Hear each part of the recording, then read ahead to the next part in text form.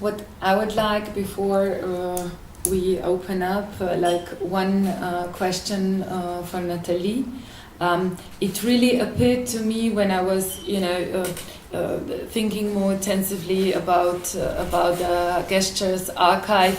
Like I was suddenly, I thought, how on the example of migration, we can basically in the last 40 years also observe the movement back, so to say, how the state is, so to say, like how the regulation of the governance, and so with it also migration, it's different. What in the archive we see are basically women talking, and their migration has been very much regulated, by the state. So these two states decided, they made an agreement. Then this was fully organized. The German firms came with their doctors to really select the best, the youngest, the healthiest, and so forth. Then they were brought by organized transportation travel to Germany to organized dormitories. The working day was completely organized, very structured. And what we have today, it's in my eyes, but you are more, acquainted with the field. That's why the question for you, what is, how the regulation of the migration today changed, because I have the feeling that basically what we observe is the illegalization of migration, which doesn't mean that this is not the reglementation. I mean, this is also politics in a way. You're regulating the migration by that. So what is in your eyes, as you are researching the migration, what could be marked or described as changes within the migration as reglementation? Yeah. Okay, this is really a massive question. Furthermore, I wanted to say something on the representation of the victimized female migrant figure. I think I want to first answer this. And I wanted to add just one aspect is that on one hand, I mean, there's this figure of this, just like Katja said, of this victimized female migrant in politics, and several representational aspects.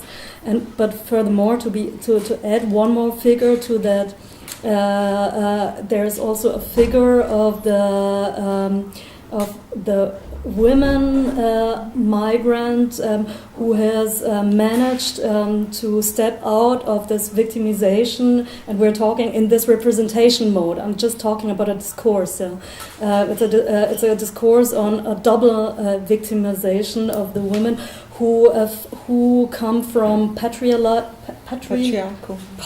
thank you, cultures, and maybe and were forced against their will to come to Germany due to the husband who has migrated to Germany. So the discourse is about a double victimization of this woman, and there's now this new figure of this females in politics. They are highlighted as they've stepped beyond it, and the problem about this image, about this figure in this representational context, is it's a legitimation, I think, of a paternalistic idea of culture, of the German Leitkultur. Because the German Leitkultur is embedded into the idea of the European Enlightenment, which is where the ideal of the autonomous individual rules somehow in this not existing definition actually of what actually this fictional Leitkultur is. But it's a legitimation. Just I wanted to say this figure is also, that's why it's important to talk about and to analyze several figures of representation. But to come back to your question, there are a lot of, it's very complicated to talk actually about the politics of migration, because there are a lot of different politics at the same time. And but I think, I mean, now now the processes I'm looking at, on the one hand, there's a new mobility regime, actually, you can say, and the German migration politics are more and more embedded into an European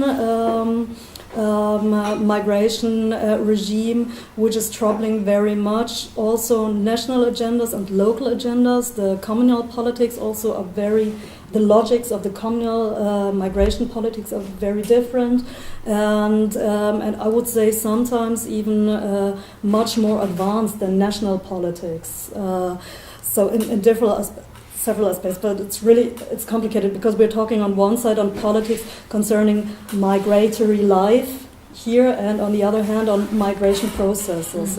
But I think you wanted to ask me about migration processes. So this is on the one hand, and on the other hand, I mean, 1972, the German government decided to stop migration politics. So since 1972, there are no migration politics, except at one certain point, all of a sudden there was the talk about the green card. Because Germany has a problem with high-skilled workers, and in context of a more and more globalized world, Germany has the need of big heads and gains, and due to our birth rates, somehow the politics are aware of we are dependent of migrants. So there are different politics and regimes. On the one hand, there's this the idea and certain try to welcome big brains from abroad, and on the other hand, at the borders of the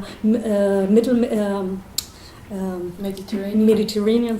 Thank you. I know. I mean, you all know what happens right now there, and what happens all the time. People die because of repressive migration politics, and because of the idea that of belongingness, because of the idea of nationality and who's welcome and who's not welcome. And the discourse, I mean, and there's another massive discourse right now in Germany by, especially by the Innenminister Friedrich, who talks about we have to stop so-called Armutsmigration, which is a poverty migration. They want to stop poverty migration. They're calling it poverty. Yeah, poverty migration from the new East European countries, which are members of the European Union. We're talking, and the debates evolve around the social systems.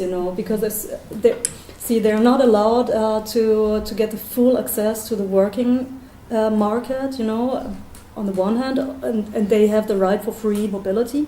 On the other hand, so what happens, and it happened before with Poland, for example, that there's a special rule. They have to find in a certain time a job and earn a certain amount of money, and if not, they should leave.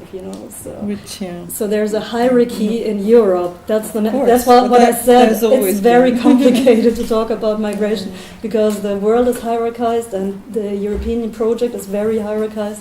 And the national situation is very hierarchized. I think that's a good segue to actually come back to Margareta, and not to, because I think this is going to be too big to jump from what you could call the post-migrant condition to contemporary discussions around migration. That contemporary discussion of poverty migration, that is again, a balkanization of a discussion, is probably a good segue to come back to former Yugoslavia, because one of the things that's also it's a very multi-layered work, this archive, and particularly GUESTures, the video. It's a palimpsest in a very literal sense, because you have layers and layers with a blackboard, for instance. But one of the things I think very few people are very aware of, how Yugoslavia was a very interesting meeting ground for both West and East Germany and their imaginations. And I find it really strange how little that, as I said, the stories, even in contemporary research projects, if they talk about migration as a guest worker migration, they focus on Turkey, mainly, for some reason. Might be the largest population, But one of the things that is intriguing about looking, for instance, at the history of former Yugoslavia is that it was also the space of cinematic imagination. In Croatia, not only the West Germans shot their Winnetou films, but also the Red Defa Indian films were shot. Gojko Mitic, the famous, the superstar of DDR Indiana film, was first a stuntman, I think, in a Winnetou film, in a West German production. This may be but a footnote charged on top of it with German orientalists and exoticists, the whole Kalmai imagination, and the fact that to this day you have whole Indiana camps, like real life reenactments, Indian identities of Germans, etc. But that somehow was met on the same ground, and how that somehow gets inscribed, and that why I bring up again cinema is also because that's another aspect in the video, a very short moment where one of the women's stories is how she experiences her arrival in Germany like being in a movie, a problematic movie, to say the least. But there's a reason, I think, that in the video is a cinematic moment as a moment of storytelling, and I that's why I think it's also a good thing if this archive continues, because there's still a lot of this, both cinema and migration, a part of driving forces of creating our social imaginary, and it may not always be the most necessary thing to understand what forms it, but it might not be the worst way of understanding of our present condition. And I mean, this is not part of GUESTures, but every time I hear that moment of the woman making reference to that actress and that film, I start thinking about also how much the story of these cinema histories have to do with the post-Yugoslavian situation and the disappearance of national film archives, the existence of national film archives in Yugoslavia and in the various, supposedly united but still, of course, different nations, and they still seep into how we think today. But here, we get the microphone.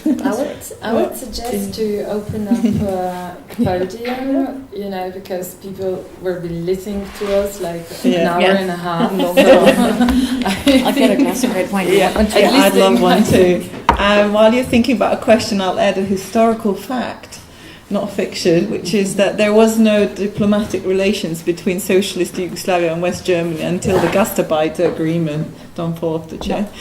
At that point. So in terms of like the relations, I thought that was quite interesting. So, anyway. So, man kann ja auch auf Deutsch fragen, wenn man auf Deutsch fragen will. Also. Genau. Gibt es Fragen? Are there any questions, comments?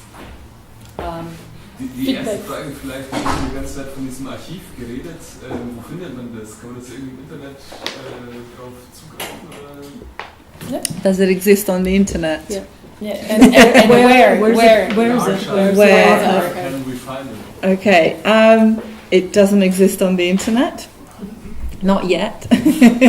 But there is a blog called guestworkersberlin.blogspot.com. It's written down here.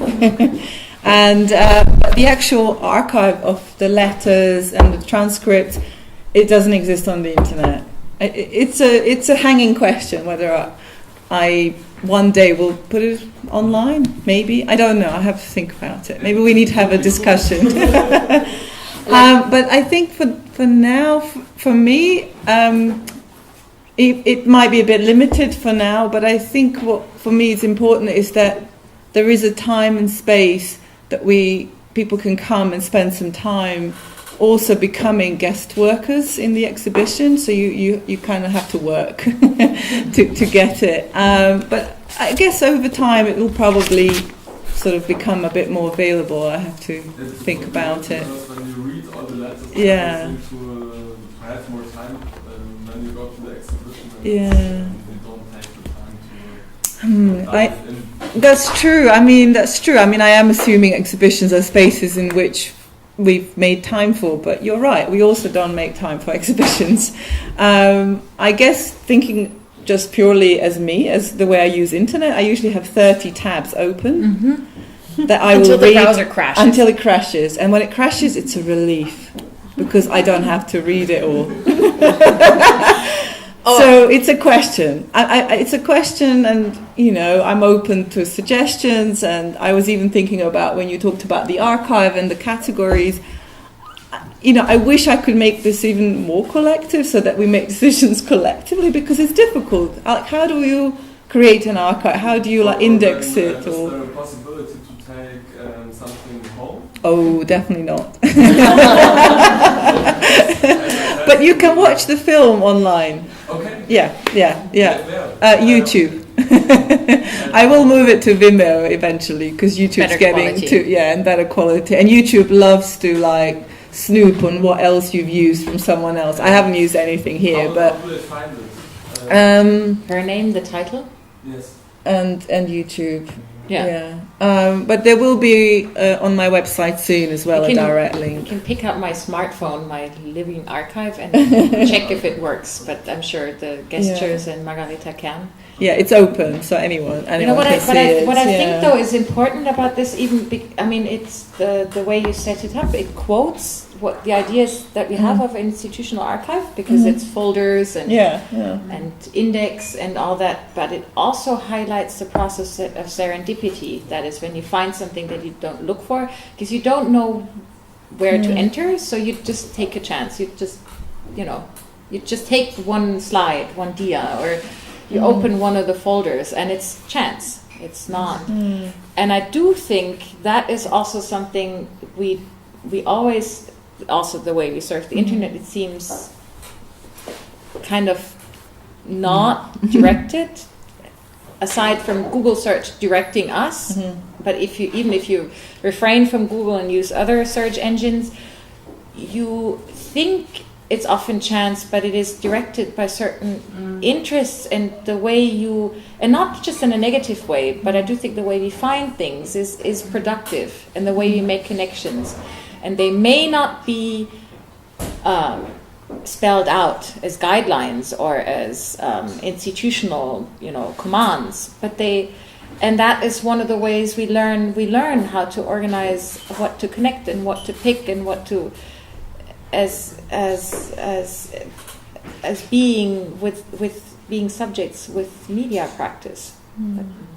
I came there very close for the discussion. So, what is possible to see now after this discussion in the archive, or what?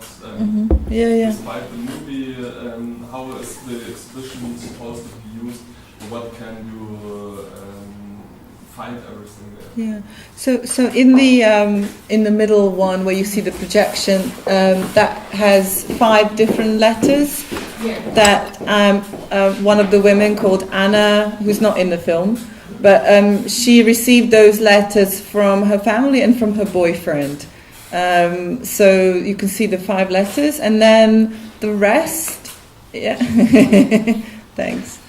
And then the rest is sections from the interviews. So they're not entire interviews, but I've sort of ordered them in fragments, in sort of sections, based on different questions that I asked. So that, and it kind of goes through journeys and different experiences that the women had.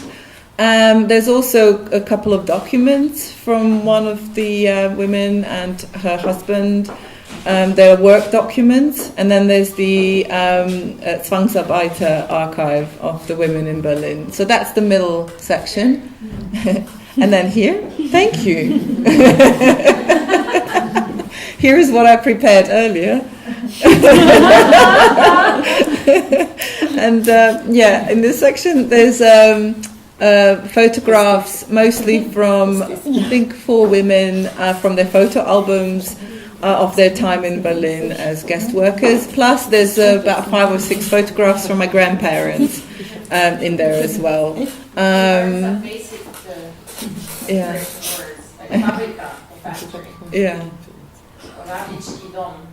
which is Workers' Dorm Arbeiterheim. Yeah. But I think what Nanna said about the chance is really important, and it's important because when I was doing research, I felt that I could not create a kind. I couldn't create a sort of sense of like, we talk about linear history or sort of like create. Like I felt like it was really important that there is this chance. So the way you will edit this archive will be like a film editing. So you will have a certain story, and someone else will have a completely different. And I think it's important because it is the way like that. It's a sort of fragments that we create our stories from, and they're all quite different, even though these fragments are the same. So, yeah. How did you find? What was your?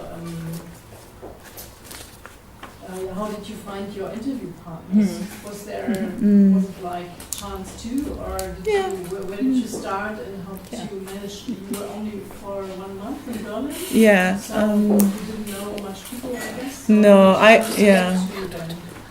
I only started doing it in Berlin in that time. I didn't actually. I kept coming back. Yeah. It was that I developed the idea and sort of got a sense of where I could possibly go.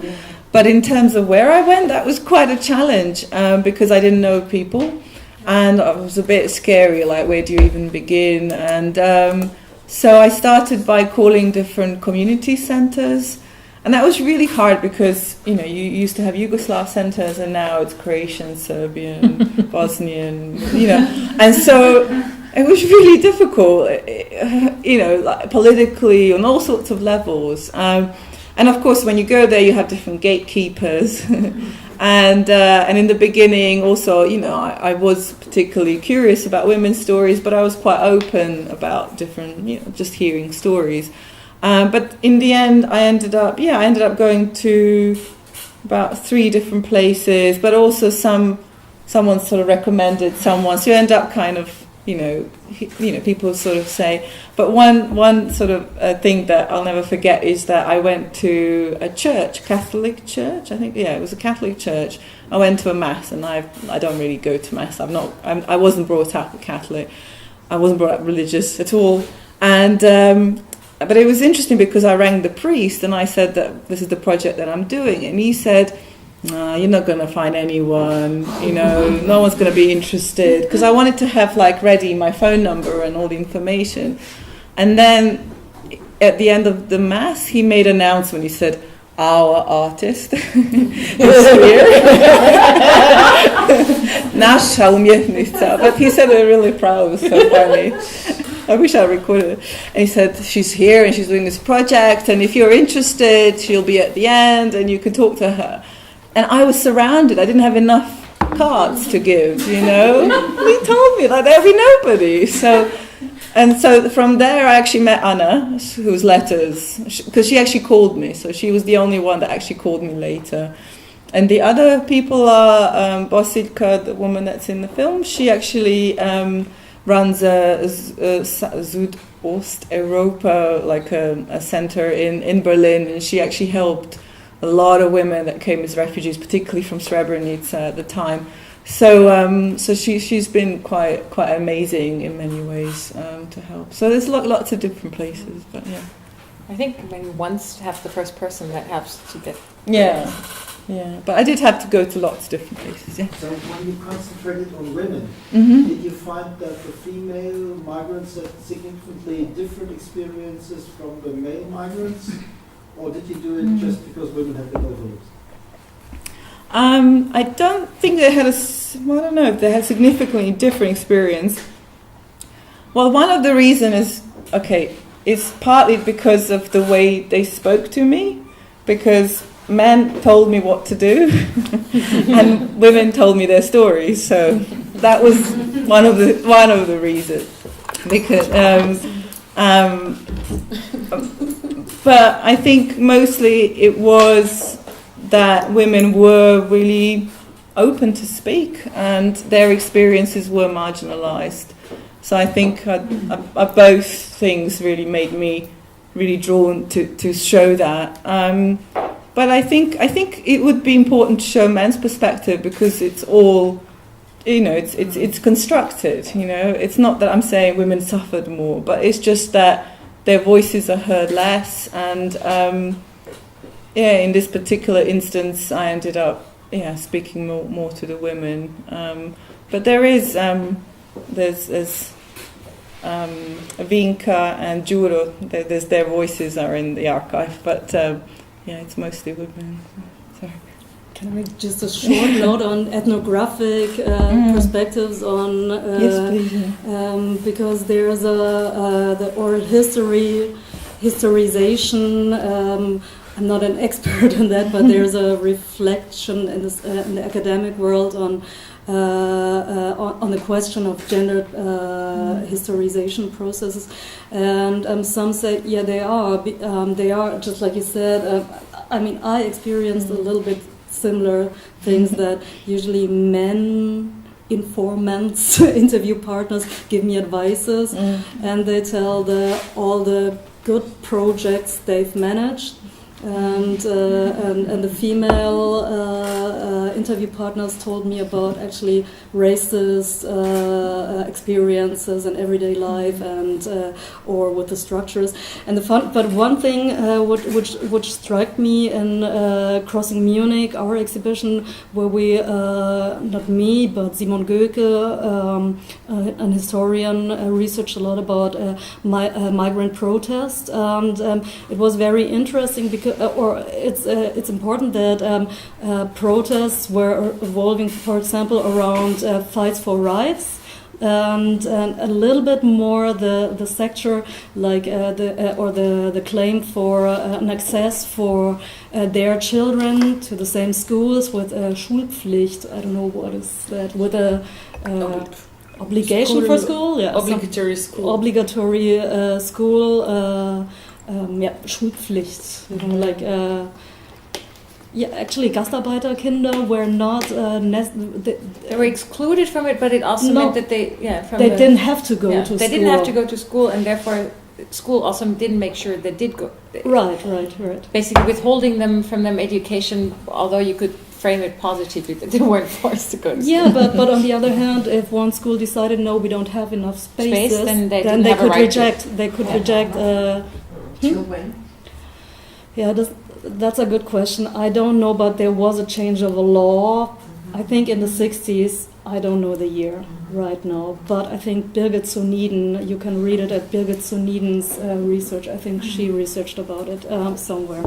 But anyway, the claim to say our children need to have the right and the Pflicht, the obligation to go to school, affected also that after a time there was a law passed by that, but this claim and the narration about this claim came from female migrants and not from men migrants. Men migrants told us, and especially like Simon, and I experience it now, also about their fights for gleiche Löhne, gleiche Arbeit, equal gleiche payment. Löhne, equal payment for equal work.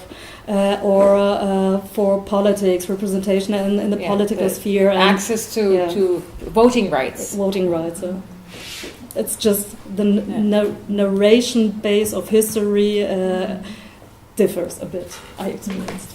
There's a question there. I'm interested, how did you pick your questions you asked the ladies you were interviewing? Because when you ask the question, you already do a part of storytelling. Sure. So I'm just interested how you manage it. No, that's a good question.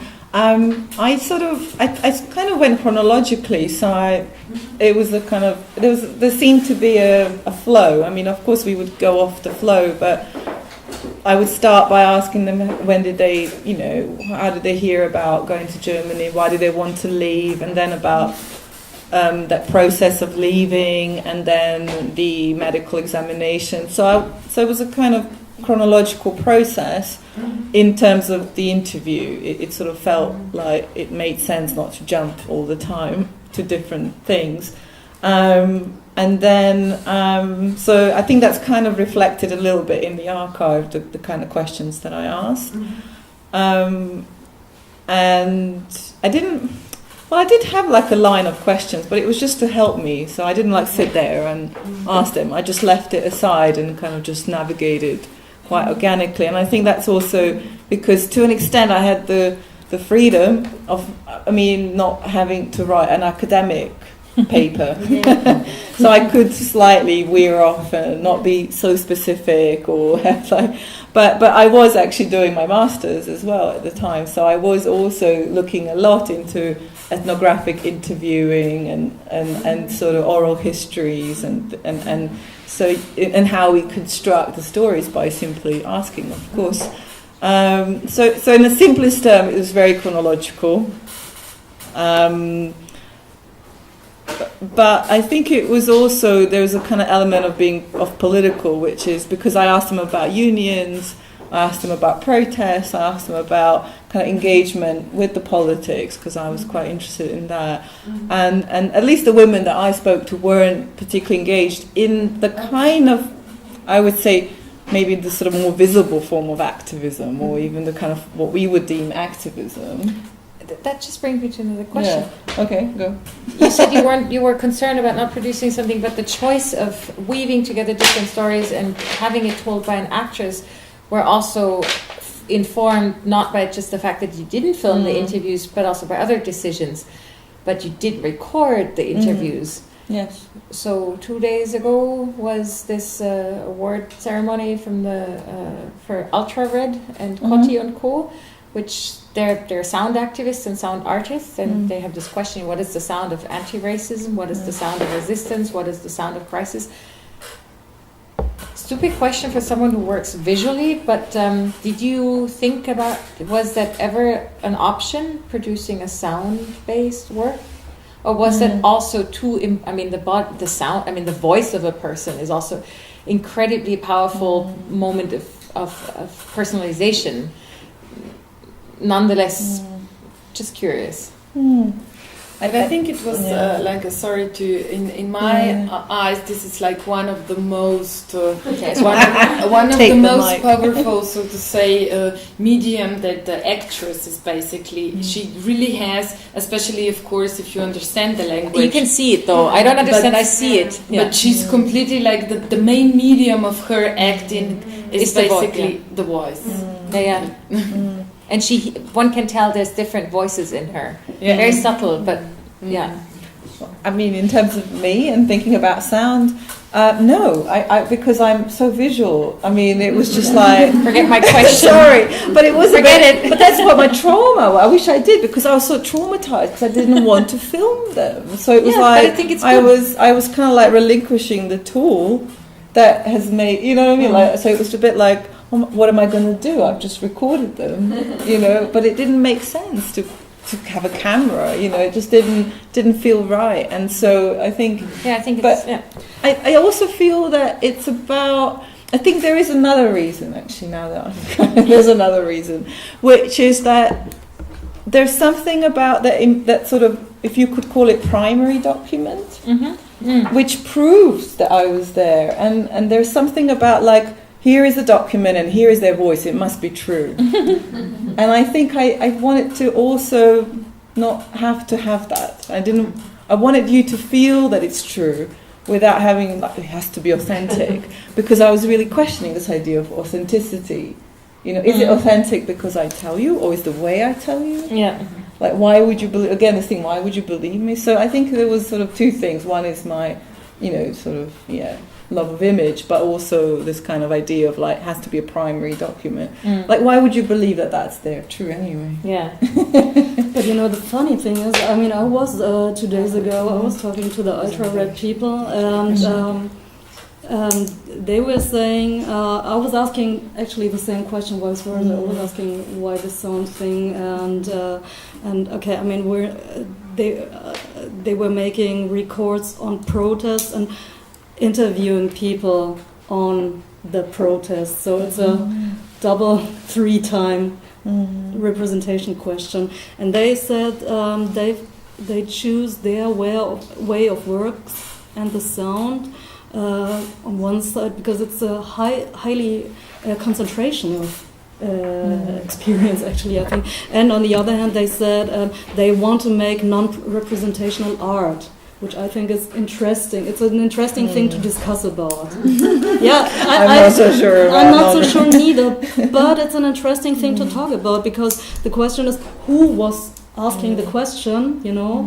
In this case it was Kotti and Co. Jugend, which is, I'm not deepening it right now, it's too complicated, but it's a project with another activist group, youngsters from an activist group in Berlin, and they've chosen their questions, and so it's a complicated question, but it's worth to think about, I think. Are there any other immediate questions? There are. One there. There. Okay. One there. I'll just shut up now. So go ahead, and we try to, No, she tries to answer. Yeah. Okay. It's not so much a question, it's more a comment. I would like to stress again this feministic invention in your work. Because what I see is there also this question about family concepts, and on the one hand, you make it visible that the industry in Germany also grew with the work of female workers from Yugoslavia, and on the other hand, what we don't see, but what in the hidden layer is the German breadwinner concept of family. So these women were working because they had to feed their family at home in Yugoslavia, and they didn't live together with their children. And I think you can transfer this question also to the nowadays when we talk about family policies. So I think there is a really great impotence in your work. Thank you. I thank you for that. But I also want to add about the sort of gendered policies which in the family, I think is very important, which is that, I was reading Monica Matte's work, in which she writes about that, I think in the 50s, and coming up to 60s in Germany, the reason why also women migrants were desired was that then it meant that German women could stay at home. So it's completely interlinked, deeply, which... So just wanted to add. Still the same thing. Yeah, still the same. Yes, just a short question regarding the actress. I'm curious about.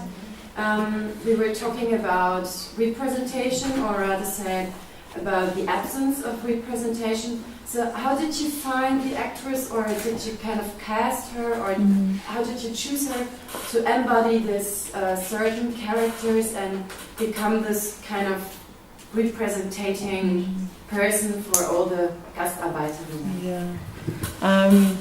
Good question. I was quite lucky, I guess, because I met Adna some years ago, and then when I was thinking of doing this project with an actress, I met up with her. I never auditioned her.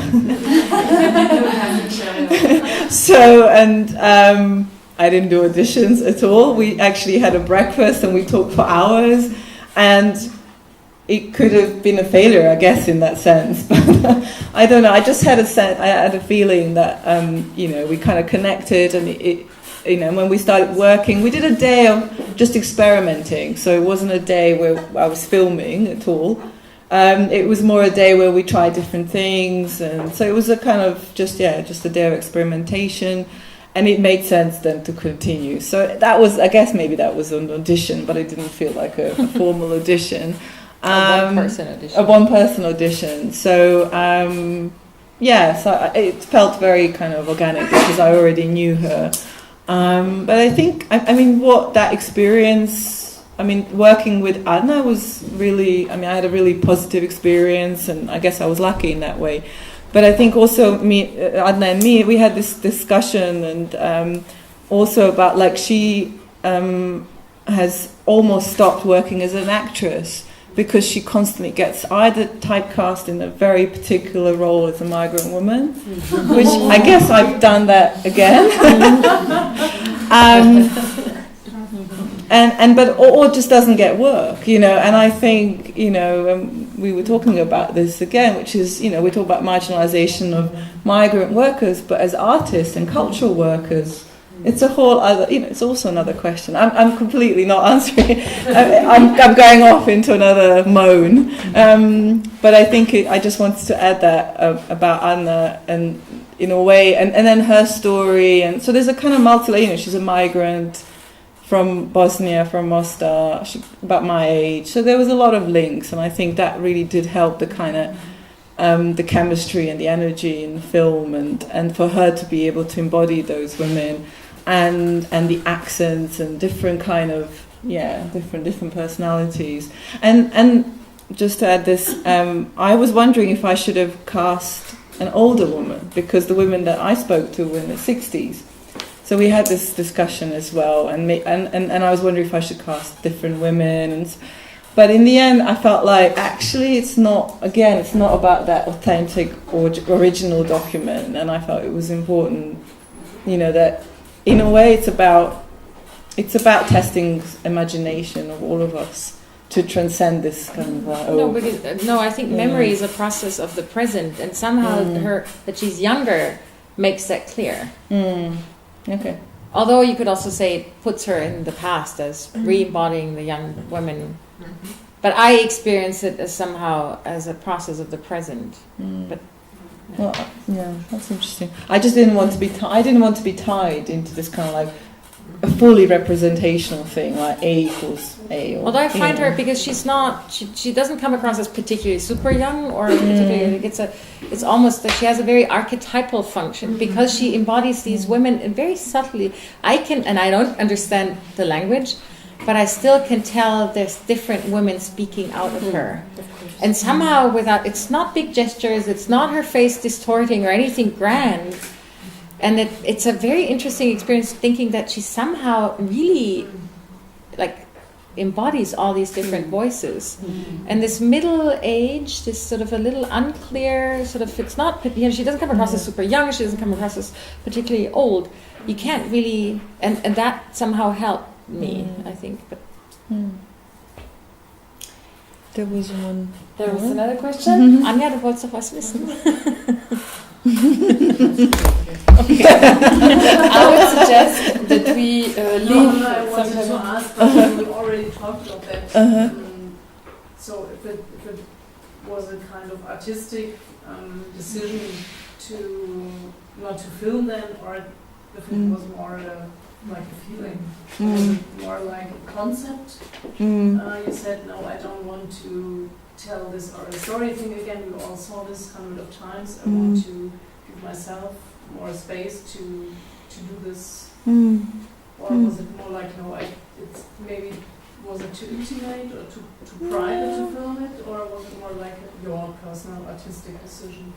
I think it's both. I mean, it definitely it didn't feel right for me. I mean, when later on I asked Gordana if I could just maybe film a little bit, she was already like, no, it's just like, that was like, right, like that was when I visited her like third time or something. So, and it was more like, I was thinking more for my own kind of documentation. It wasn't for the film. So I think it was both. But I think in a way, you know, when we say intuition, I think intuition is a very informed, conceptual feeling. So, it already is. Can I just add one more thing that I forgot to say, which is about the title, which might be a bit obvious now after all this. But GUESTures, the reason why it is GUESTures is obviously because there is a guest, but it's a kind of, again, it's a very conscious inserting of a word into a language. It's kind of making up a new language, but it's also obviously gestures, which is what you mentioned, which is, I felt like this whole project is just gesturing towards something. Yeah, so like an intervention. And maybe like it's like a sense of sort of like pointing, not pointing towards, but just kind of gesturing towards something. Like, it could never be a whole story. It would just be a gesture. So maybe at that point. Thank you all very much. Thank you. I would gesture for endurance. I would gesture towards the possibility that we continue the discussion in a more with more wine, in more wine, and that we again put down the lights and maybe play the film. Unfortunately, the DJ that should be with us, Mistake Man, could not be with us because took the date or has a migraine. due to the illness. But nevertheless, let's play now still a bit the film, and then we'll have the chance to hear the music project. It's a CD that was brought out also by the DJ who should be with us, Galerie Kullukcu, together with Imran Ayata, Songs of Gastarbeiter, which is a project with songs.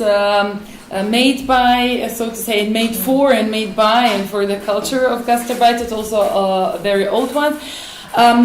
Here at the flyer made by Iris Springer, you will also see, which I thank also for her help, you will see the program in the following days. Thank you very much all, and see you around.